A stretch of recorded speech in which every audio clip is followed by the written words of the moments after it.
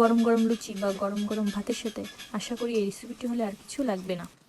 বড় কুমড়ো আপনারা প্রপারলি কিভাবে কাটবেন, এই রেসিপিটিতে ঠিক কি ভাজা মশলা ব্যবহার করলে স্বাদ বেড়ে যায়, সবকিছু নিয়ে আজকের ভিডিও এবং সাথে অনেক কিছুই থাকছে টিপস অ্যান্ড ট্রিক্স।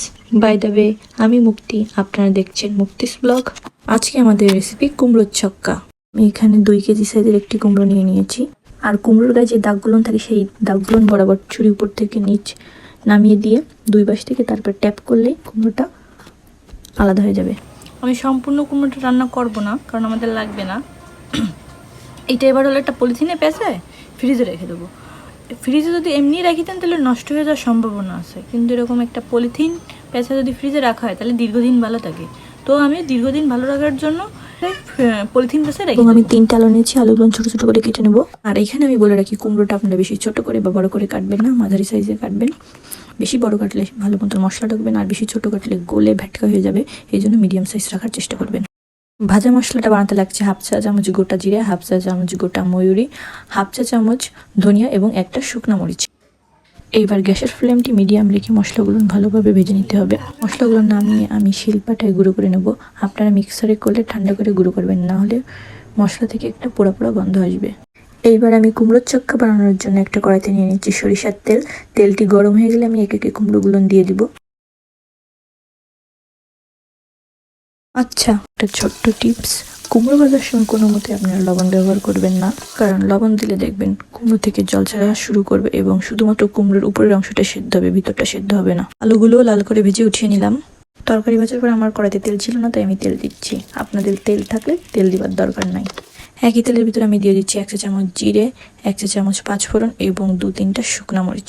জিরাগুলো একটু কালো করে ভেজে নেবেন, এতে করে জিরার একটা ভালো ফ্লেভার বের হয়। ও হ্যাঁ, আমি একটা কাঁচা মশলা রেডি করেছি। সেখানে 10 গ্রাম আদা থেকে 8টা কাঁচা মরিচ এবং 1 চা চামচ জিরা, এবং সেগুলো পেস্ট করে আমি কড়াইতে দিলাম। এবং সাথে দিয়ে দিয়েছি 1 চা চামচ হলুদ, 1 চা চামচ ধনিয়া এবং 1/2 চা চামচ শুকনো মরিচের গুঁড়া। কাঁচা মশলা কী কী দিয়েছিলাম সেটার ভিডিও ধারণ করতে ভুলে গেছিলাম, এই জন্য দুঃখিত, তাই মুখে মুখে বলে দিলাম। মশলাগুলো কষে নিতে হবে। কষানোর জন্য একটু জল দিয়ে দিব, নাহলে মশলাগুলো পুড়ে যাবে। তারপরে ভেজে রাখা আলুগুলো দিয়ে ভালো মতো নেড়ে চেড়ে কষিয়ে নিব, এবং তারপরে কুমড়ো দিয়ে নেড়ে চেড়ে ভালোভাবে কষিয়ে নিব। এখানে আমি 1 টেবিল চামচ পরিমাণ লবণ দিয়ে দিচ্ছি। আপনারা আপনাদের স্বাদ মতন লবণ দিয়ে নেবেন। মশলা ভালো মতন কষিয়ে নিলে মশলার যে কাঁচা গন্ধটা সেটা দূর হয়ে যায়, তাই মশলা অবশ্যই ভালোভাবে কষিয়ে নিয়ে তারপরে জল দিবেন। এইখানে আমি পরিমাণ মতন জল দিয়ে দিয়েছি। তারপর ঢাকা দিয়ে রেখে কিছুক্ষণ পর ঢাকনা তুলে দেখতেই পাচ্ছেন জলটা শুকিয়ে এসেছে, এবং এই পর্যায়ে আমি কিছু নারকেল কোড়া দিয়ে দেবো উপর থেকে। এইখানে আপনারা নারকেলটা ভেজেও দিতে পারেন, কিন্তু আমি এখানে কাঁচা নারকেল ব্যবহার করছি, কারণ কাঁচা নারকেল ব্যবহার করলে কুমড়ো ছক্কার যে টেক্সচারটা সেটা খুব ভালো আসে, এই জন্য আমি এখানে কাঁচা নারকেল ব্যবহার করছি। তরকারির সঙ্গে নারকেলটা নেড়ে চেড়ে মিশিয়ে দিয়ে আরেকটু জল দিয়ে দিব। প্রথমে ভেজে রাখা যে মশলাটা আমি রেডি করেছিলাম সেটি উপর থেকে এখন ছিটিয়ে দিব।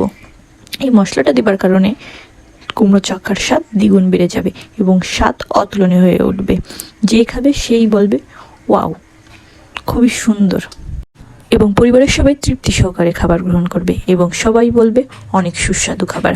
যারা কুমড়ো খেতে চায় না তারা অবশ্যই তাদের এইভাবে রান্না করে খাওয়ান। আপনার বাচ্চারা কিংবা আপনাদের ফ্যামিলির অন্য যে মেম্বাররা আছে তারাও খেতে রাজি হয়ে যাবে। আগে আমি নিজেও কুমড়ো পছন্দ করতাম না, কিন্তু এই রেসিপিটা ট্রাই করার পরে এখন আমিও কুমড়ো পছন্দ করি এবং আমিও কুমড়ো খাই।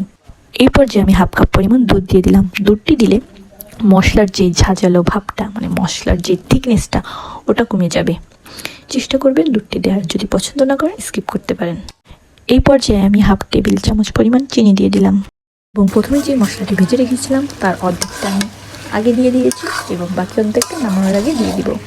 ঝোলটি শুকিয়ে আসলে, গামা গামা হয়ে আসলে এই পর্যায়ে নামিয়ে নেব। আমি মুক্তি আজকের মতন বিদায় নিলাম। আবার দেখা হবে নতুন কোনো রেসিপিতে।